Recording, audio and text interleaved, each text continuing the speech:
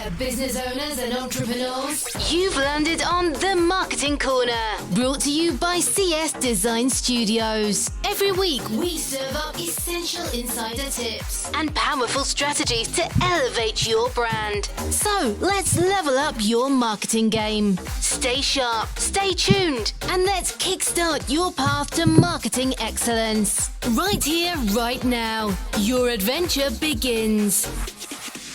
And we are back with the CS Design Studios presents The Marketing Corner with yours truly, Sean Campbell, and engineer Lily Maddox. Danny, you're my first 3-time guest.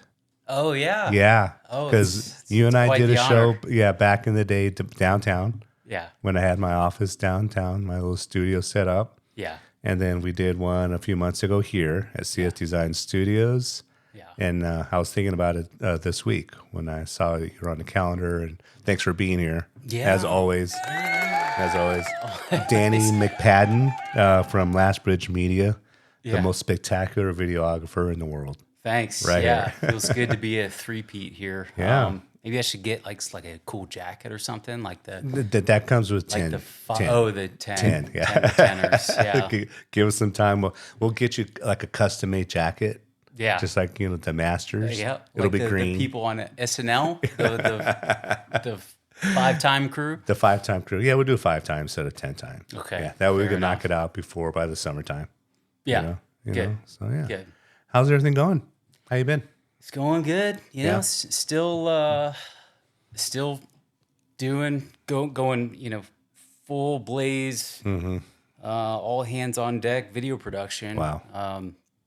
Documentary editing. Well, I finished kind of the 3 big documentaries that I was working on. And then everything else is just advertisements. That last documentary you just finished up, was this the one in Europe? Yeah, it all has to do with Finland, Yeah. the happiest country in Yeah. the world. Yeah. So it's all about happiness, things that they're doing right. And then the first one is on PBS, and then it's on the digital app, but it's also airing Wow. May 12th. May 12th. That's pretty cool. That's pretty cool. Yeah, We have so a catch it if you PBS videographer in studio today. Yeah, and me. Where's the crickets? No, there we go. That's great. That's great. Danny, when last time, in for everybody watching, Danny literally just walked in about 10, 15 minutes ago. We're getting set up. I never tell the guests what we're talking about, but you and I are on the same page where it's like, hey, what are we going to cover today? We're going to pick up right where we picked up or left off last episode with you. And you are a remarkable storyteller with your videos. Thank you. Right. So give us, because a lot of people are intimidated when they hear that, they got to tell your story, et cetera, et cetera. So Yeah. coming straight from you, who shoots the video, who edits the video and directs all your video, what does it mean when you or I ask a client to let's tell their story? Yeah. You know what I mean? Yeah. Because a lot of times I think the client's like, well, I don't want to, talk about when I was 6 when I used to pee my bed. That's not what we're asking. Right. Yeah. You don't want to hear their life story. Right. And that's what's referred to as exposition. It's like hearing all the background info, like, it just bores people to death. And it's the same thing in movies. Like, you got to be really careful with presenting too much background stuff too early on. Yeah. So, the focus should always be on kind of the here and now and going forward. Okay. But storytelling to me, and I got all kinds of stuff that we can talk about, so I'll just let it rip and go right into it. Yeah. But first and foremost, like, you hear the word storytelling everywhere. It's on every photographer's website or video production website. Do you think it's overused a little bit? I do, right? Yeah. But even I'm guilty of it. It's just kind of the go-to thing. We're storytellers. We tell stories, stories this, stories that. But a lot of people don't actually understand the mechanics of what goes into a good story. Right. And, the first thing is showing change, like how the main subject in the video or movie undergoes change. You can't have a story unless you have change. It's sort of the platform that every story is built off of. Right. Once upon a time there was a guy, and then something happened to that guy. Yeah. And he was forced to deal with a bunch of problems, and that led him to the final climactic moment where ultimately, you had the big showdown, and then he learned something from it, some sort of life lesson. And you see this, and even like the really good TikTok videos, like whether it's like a 10-second video, usually the better ones have some kind of change, right? You can still do that very simply. Yeah. And look at Top Gun Maverick. Really good movie. I think you've seen it. It came out about 2 years ago. Yeah. There's lots of good change that goes on with the main character, Tom Cruise, right? He kind of, at the beginning of the story, he's 57 years old. He's still isolated. He's still this loner, this maverick, if you will.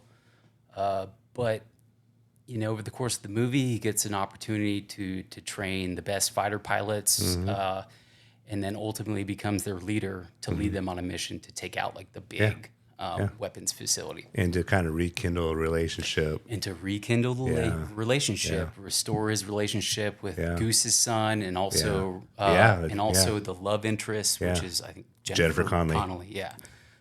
I knew that. Yeah. And so that's what the movie is really about. The movie is not about like, Navy has the best fighter pilots in the world. The movie is about, you're never too old to make amends, fill in the gaps in your life, and then still be useful and helpful. Yeah. Right. And that's a nice character arc of change. And then that's why the payoff at the end feels so big and rewarding. So, number one, change. Every story has to have it. And a story without change is no story at all. It really isn't. So, we can talk more about the structure of change. Right. You typically hear of, 3-act structure in any marketing video, right? Whether it's long form or short form, can still have a 3-act structure, right? And it's typically, all that means, that's just a fancy word for beginning, middle, and end. And we're kind of like tuned into this from a very early age, even with like the fairy tales you hear as a 2-year-old or a 3-year-old, right? It's because it's kind of this natural transformation going through a 3-act structure. At the beginning, you have the main character, and this is what their life was, before that thing happened. And then when the thing happened and launched them into a new world, this is how they are during that point. And then the 3rd act is like after the showdown, that big climactic moment, how have they transformed? What kind of new person are they? So every fairy tale kind of goes something like that, whether it's Hansel and Gretel or Little Red Riding Hood or the 3 Little Pigs, like where, and I'll also say that like they all revolve around like a child, like they're the threat of them being eaten is there, right? Because I think that's what the primal fear that any child has, or any like young animal has, the fear of being eaten, right? And that's why those stories resonate with us. And those stories kind of go something like, one day there was a young child, and they left the safety of home. They went out into this dark, mysterious world, and they encountered some terrifying force or beast or a wolf. And then the main character had to use their wits about them to slay the beast. And then in so doing, they were able to establish like a new world, exert their power and authority, and establish a new world for themselves. And that's kind of resemblant of life, right? Like you leave home, you go out to the big world, and you establish yourself. So it's kind of this very natural course that takes place, like the metamorphosis just feels right. Yeah. And so, you know, like, I think even the movie Aaron Brockovich is just resemblant of that. Like, Right. really, every movie is. Right. Every movie is. And Aaron Yeah. Brockovich is this low-level secretary. It's based on a Yeah. true story. Yeah. And Yeah. she figures out that this big corporation is dumping dangerous chemicals into the environment, and it's like killing people. And so she peels back the layers of the onion and discovers this, and then she rallies everybody together to go after this big A corporation. multi-billion-dollar Exactly. corporation. So in that story, the corporation is the big bad wolf, Right. right? It's the Right. same thing. Right. And so, you know, that's really like the structure of change, right? So now, go ahead. No. Go ahead. I was gonna say, so now we can go a little bit deeper, Right. And we can talk about character. Yeah. Any good story, whether it's a 30-second marketing video or movie, it's all about character. So you have to be able to empathize with the character. The character has to be likable. Yeah. Like you can, Yeah. you need to be able to relate to them. And being likable isn't to say that they have to be perfect. That's not the case at Right. all. They Right. don't have to be like this upstanding citizen, goody two shoes, saint. Yeah. And I think up to a point, the more imperfect you are, the more, I don't know, relatable. Relatable. Yeah. And that's Yeah. huge. Yeah. So every character in a good story is Right. flawed. Yep. Look at Breaking Bad, the TV show. Great show. I Right. don't know if you ever Right. saw it, Yeah. but huge show. Yeah. And like the main character is such a good character because he's relatable. Yeah. He's this pushover. He starts off as this pushover high school chemistry teacher, Yeah. and then finds out his wife has cancer. Yeah. So he's like, well, how am I going to pay for cancer treatment on my Right. teacher's salary? Right. So he takes what he knows, which is chemistry, and he starts making crystal meth, and he makes a killing off of it, right? And it's all in the name of trying to save his wife. Yeah. And so you know, it's easy to relate to that. Like, deep down inside, everybody kind of wants to be Ever watch the series Mad Men? yeah. That's another one where the main character, Don Draper, he's relatable because he's so flawed.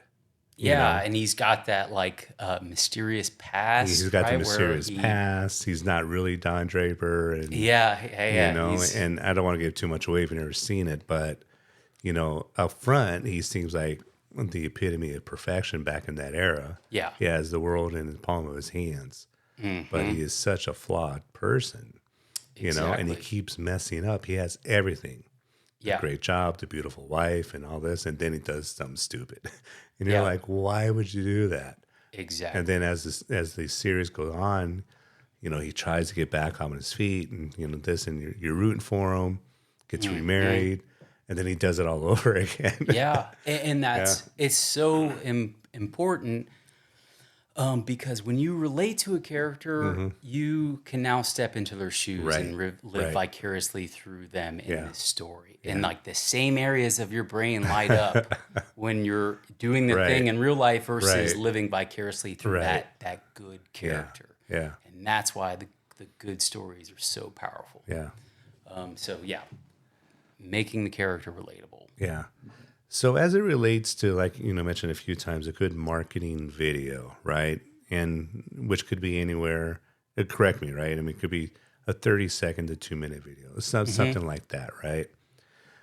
And now I know a lot of businesses out there right now is like, well, how do I do that in 30 seconds? How do I do that in 2 minutes? How, you know what I mean? And I think that's where, when I'm speaking with other business owners and I'm talking, well, how are you telling your story?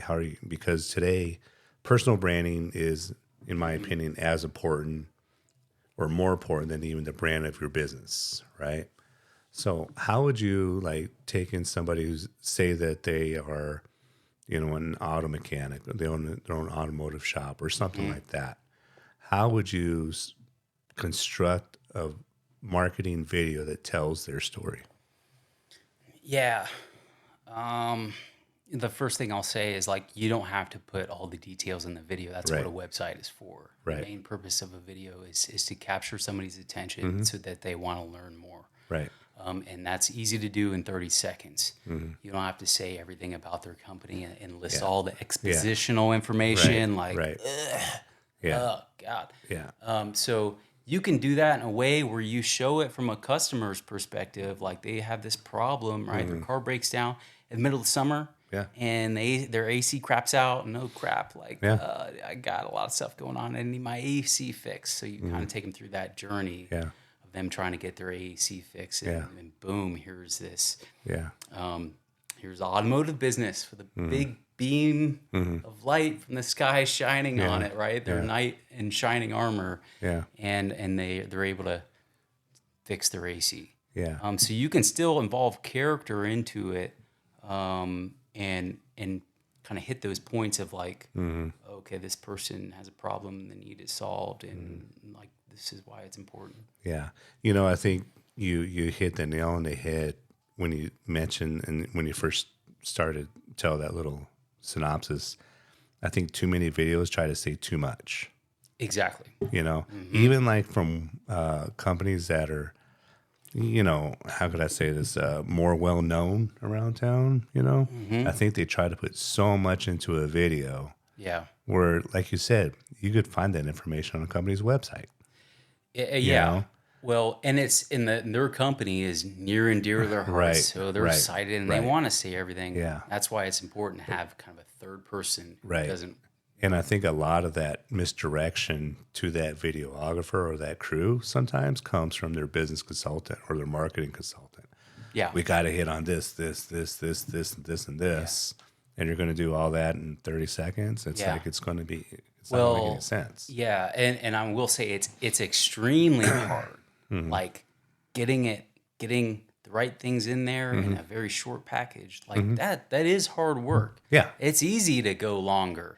Right. So it's not like Right. this easy thing. It's like, oh wow, I can't Yeah. believe all these people have Yeah. these really long videos. Like it's hard work. It really is hard work. Absolutely. Yeah. But we can go further into the things that drive change and drive conflict. Yeah. Number one, the main character has to have a goal. And the audience has to know what that goal is, right? And you have to know the stakes involved. So you have to know what's at stake if they don't succeed in accomplishing that goal. Yeah. And the higher the stakes, the better the story. And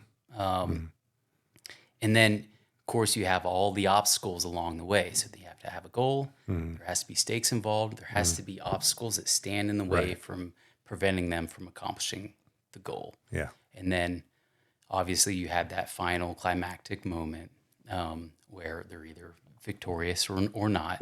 But ultimately, the final lesson learned comes from that. And that's the resolution.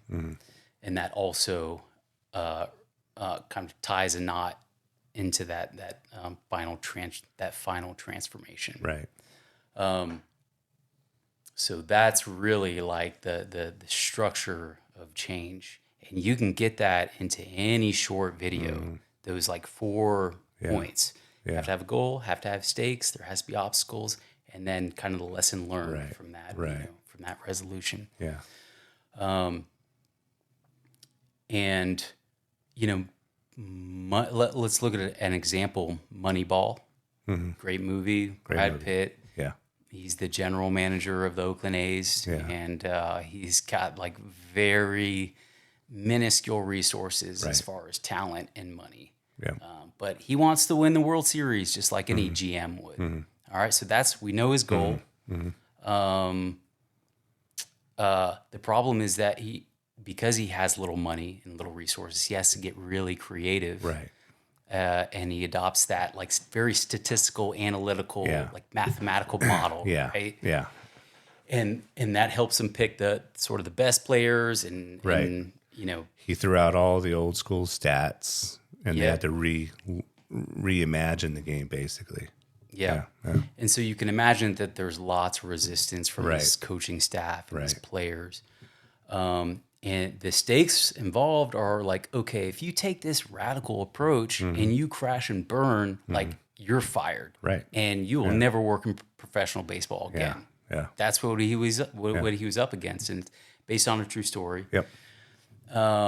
But ultimately, he kind of stays the course, and their team improves. They make it to the World Series. They have a hell of a, a performance. Yeah. A They great still season. lose. They lose in the playoffs against the Yankees, I think. Yeah, like Yeah. the last game. Yeah, I think it was Game 7 of the AL Champions, something like that. Mm-hmm. Yeah, but even today, that theory, that new thought on how to put together a team, and all the statistical analysis and data, that just snowballed.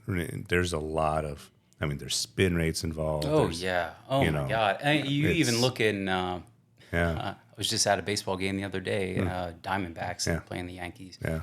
And we're sitting out in left field, and you see all the outfielders pull out Their that little cards. card, look at it, back in. Yeah. And that's filled with stats. Yeah. Based on who the batter is, Yeah. who's pitching, how they're likely to hit the ball, and then they position themselves accordingly. What day did you go? Oh man, this was. Was it Monday or Third? Tuesday? So it was 2 days after you, Lily. I went on Monday. Oh yeah. It was a day game. Well, it was an it was awesome game, like a man. Wednesday. It went like Yeah, 11 innings, Yeah, I think. yeah. But it was a good game. Yeah. Ultimately, like I think that the lesson of that story is that if you have a vision, and you believe in yourself, like stick to your guns, right? Yeah. And be a transformational leader, Right. get people Yeah. to want to change, Yeah. to want to be led, to Right. want to improve, Yeah. and everything will kind of fall. Yeah, into it's place. a tremendous story. And not to mention when I think he was like the first pick in the first round, not too many years before he became GM of the A's, and he just crashed and burned. He bombed as a player. Yeah. He couldn't handle the pressure. Yeah. He was drafted by the Mets, so the Yeah. pressure there in New York was immense. And as Yeah. a player, he could not handle it, and he couldn't yeah. even watch a game as a GM. I don't know if right. he's still that way or not, Yeah. but he Yeah. couldn't even watch a game in person. He'd have to watch on the monitor. That's crazy. Yeah. And it hints to that in the movie Yeah. too. Yeah. But Yeah. it's a fascinating story and a really good movie. I Great love cast. that movie. Yeah. Great, phenomenal cast. If you've never seen that, you're going to be blown away by the people who are in that movie. Oh yeah. Do yourself a favor, and watch Moneyball. Yeah, yeah, So so I think, kind of the final thing that I can talk about is, we'll dial it in a little deeper and we'll look at the specific plot points that that happen within that framework Right. of everything that I've just talked about. So plot points. Every story, every good one begins with a hook. It's something cool that happens. Yeah. That it's like, oh, okay, that's cool. Like I'm now vested in the Right. story. right. And I'll use Jurassic Park as an example because it's a classic and we've all seen it. But the movie opens up on a mysterious jungle island, and this crew is trying to like wrestle this mysterious creature into this cage, and then it gets part way out and it grabs somebody and kills them. And you're like, oh crap, that's a dinosaur. Like this is cool. Like Right. okay, I'm here for this. right. All right, so the hook. And, before I get into the other plot points, I'll say that every movie follows this same plot point structure. Every single movie or TV show or sitcom or cinematic documentary or short film, every single one of them, to the T, right? They all kind of happen at the same exact timestamp within, give or take a minute or two, right? Yeah. But generally at the same timestamp across any movie.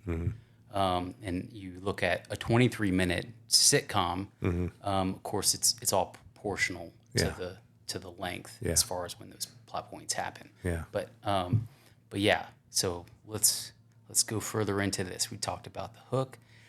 The second thing is, all right, the hero is presented with a new opportunity, and that's what's known as the inciting incident.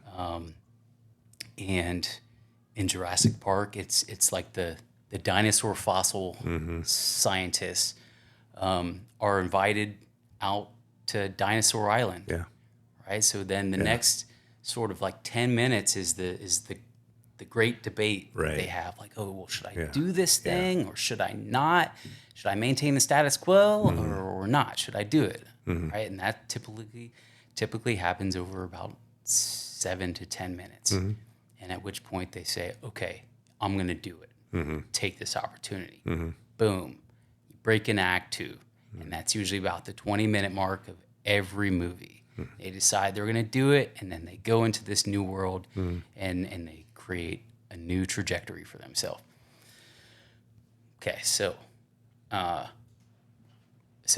Jurassic Park, they go to Dinosaur Island, boom, there. From that point on, for like the next half hour, it's sort of the fun and games, right? Yeah. And right at the halfway point is the point of no return. It happens at basically like the 50-minute or 55-minute mark in every movie. And at this point, something flips, right? Something bad happens. The stakes have now been raised, and the main character cannot turn back. Right. Right? They can't just be like, you know what, I'm good. I'm Yeah. gonna. Right? They can't turn back even if they wanted to. They are now fully committed, and the stakes have been raised. And at Jurassic Park, what happens at the midpoint? Yeah. If you can recall, but the fence lines lose power, Right. And now all the dinosaurs start breaking out. off the toilet. Exactly. Yeah, that's what happens. And it's like, oh damn! Like they're now fighting for survival at this point. Yeah. All right. So point of no return. That takes you up to the maybe the 75% mark, where you have like the bad forces are really closing in now. And that takes you up to the 75% mark where you have the all is lost moment, which is where the character feels like they've hit rock bottom, everything's hopeless, like, oh my God, we're all screwed. And so Everybody's going to die. everybody's going to die. Usually like an important mentor or somebody that they're really close to dies at this point. Yeah. She broke up with me. I'm going to be by myself the rest of my life. Yeah. That point.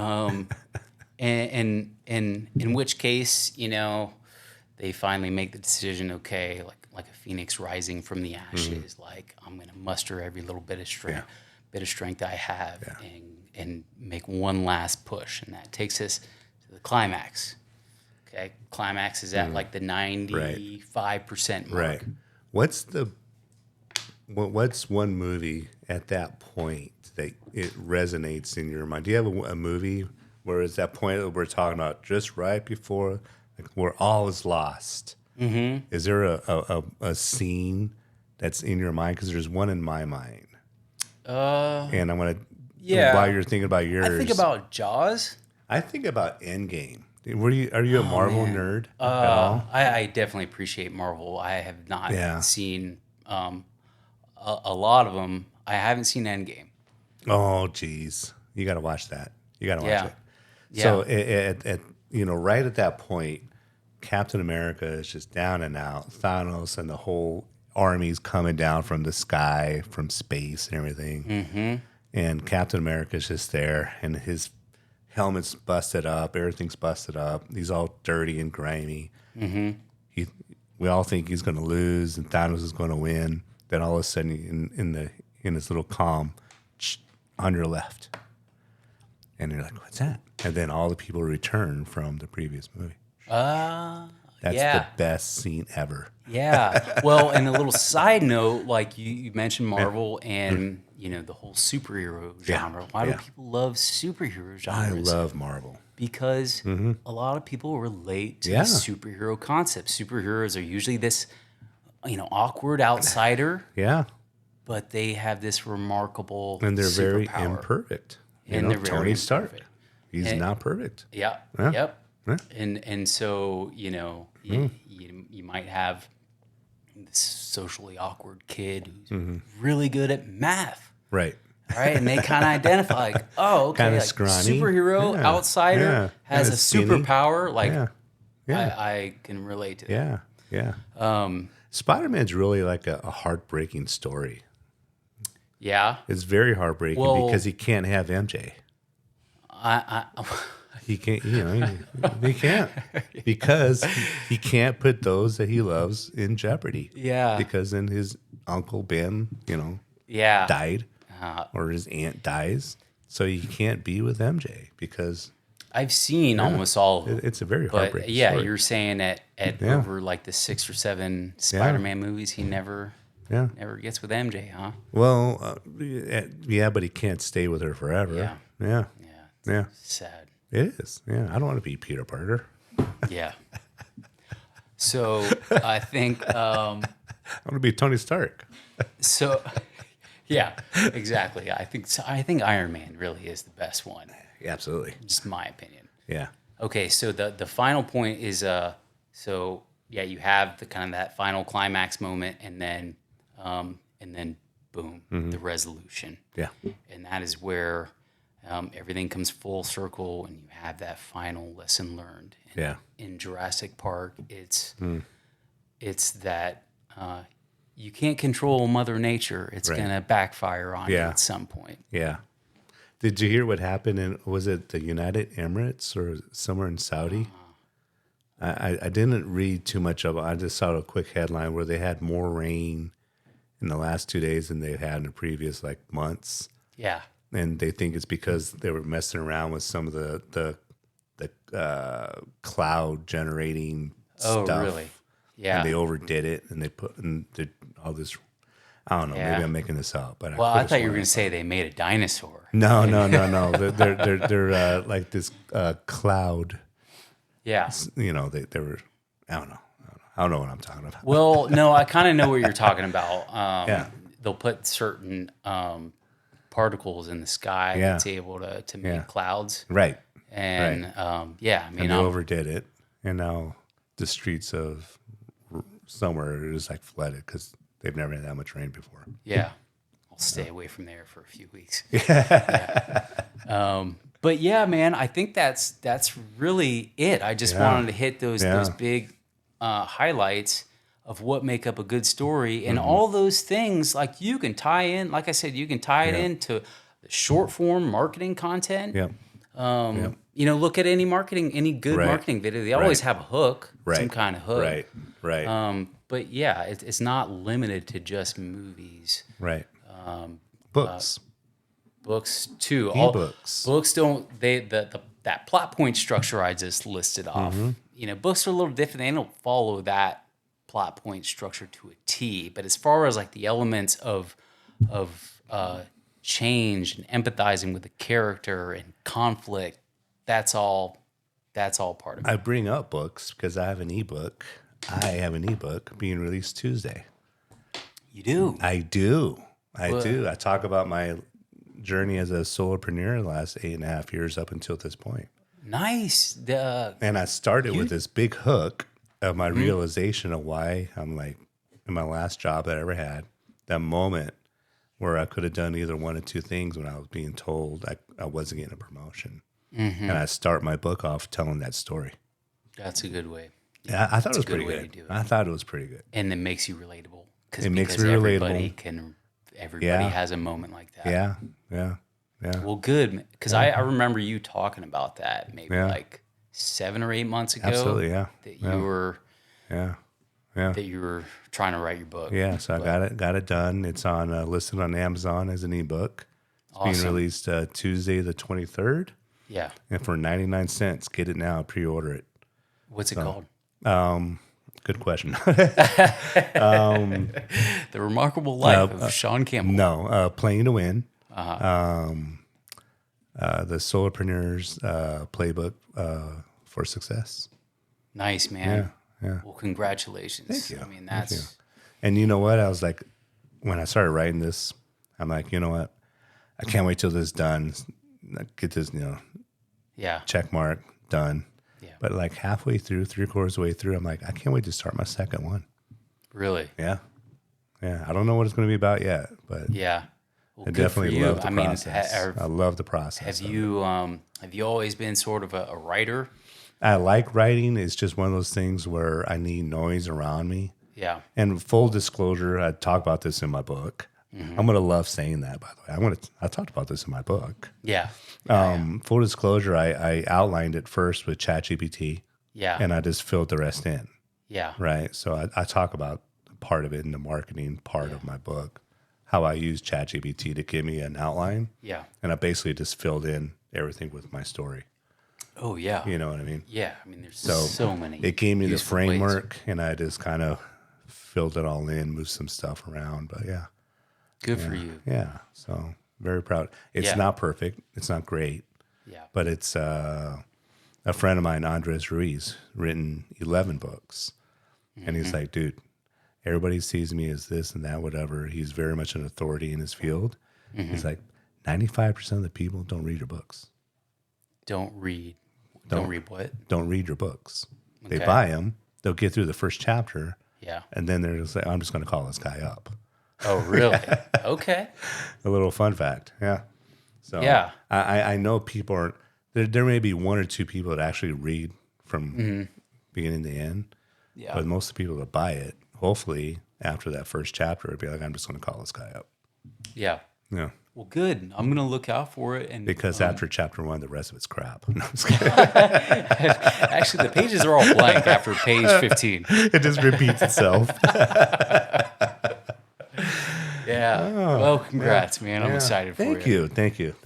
It's it was cool. It was cool. Yeah. Well, You would have a phenomenal story. yeah. Have you ever thought about doing your own story? I mean, I have. I'm just. Like, who would play you? I think really good.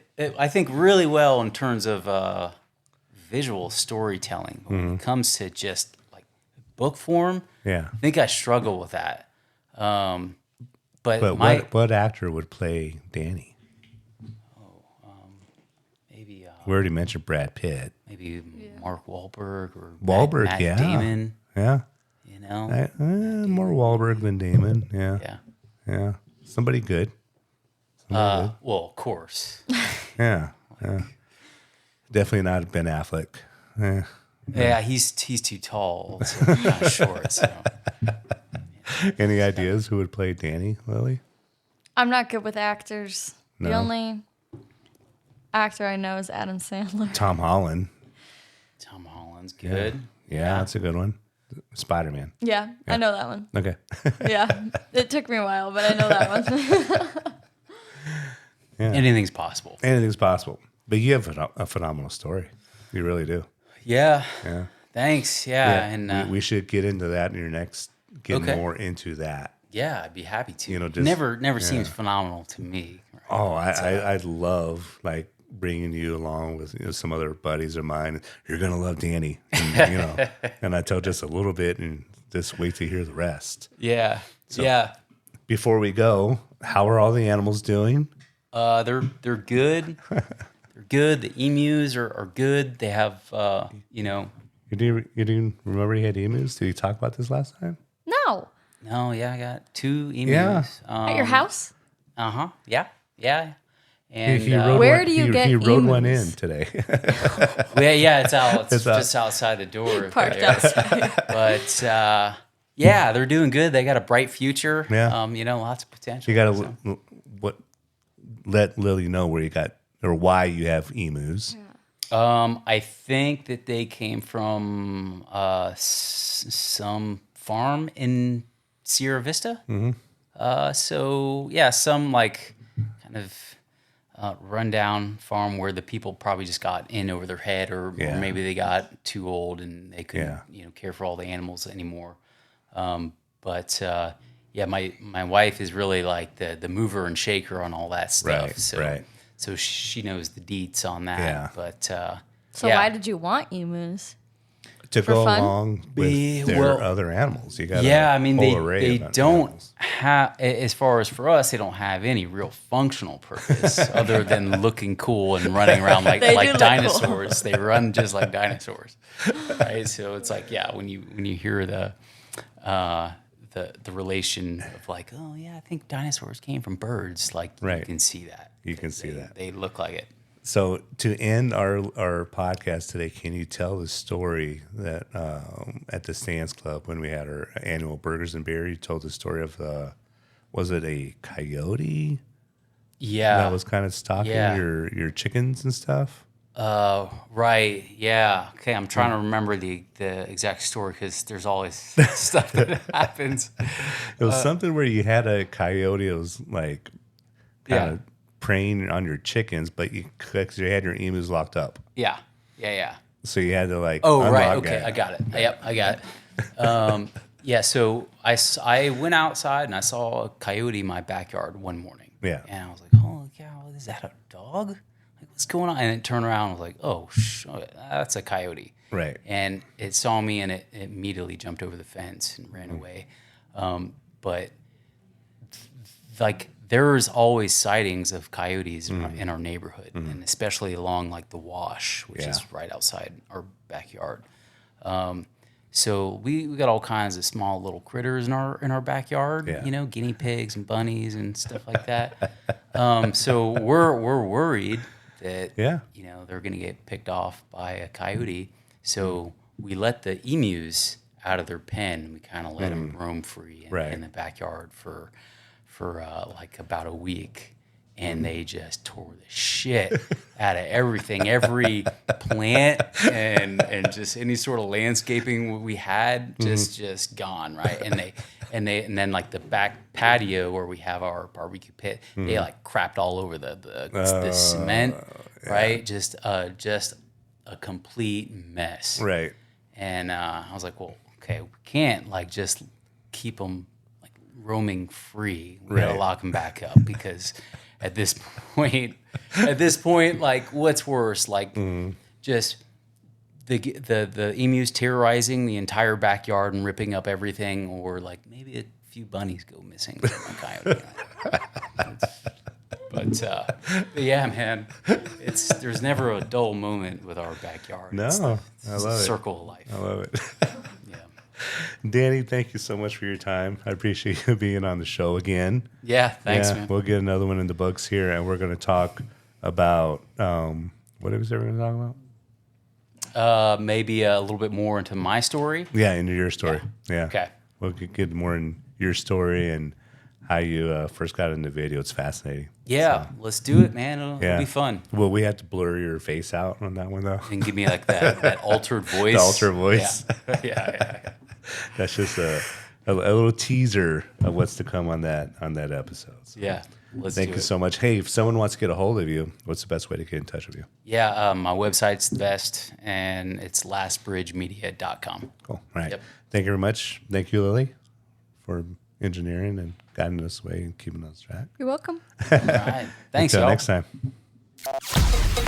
And that's a wrap on today's Marketing Corner with CS Design Studios. Remember, the journey to greatness is non-stop. Harness today's insights and let them fuel your ambitions. Big thanks to our community of go-getters and visionaries. And remember to subscribe and activate alerts to stay connected for more transformative ideas. Till next time, keep reaching for the stars.